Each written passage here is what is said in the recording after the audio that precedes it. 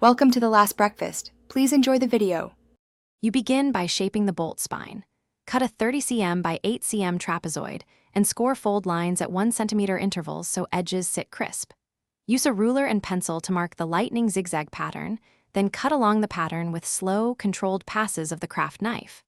Press folds inward to form a raised ridge. This creates the 3D profile. Once done, reinforce the underside with a narrow strip glued tightly so your bolt keeps a rigid, sharp silhouette. Next, add depth. Glue the folded spine onto a matching backplate so the bolt becomes rigid and holds its shape. Then cut small staggered layers and glue them along the outer edges to create the jagged, serrated look. This layering gives realistic shadow and volume.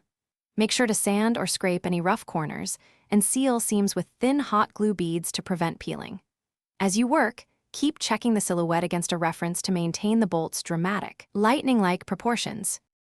Finish by priming the cardboard with white gesso or a thin PVA coat so paint adheres evenly. Once dry, brush metallic gold or silver across the face and hit edges with a darker wash for contrast. Add highlights with a fine brush to simulate electric glow. If panels warp or separate, clamp flat with books and re-glue seams while the adhesive cures. Once stable, sand lightly and touch up paint. Finally, attach a concealed, hanging loop, or handle for display and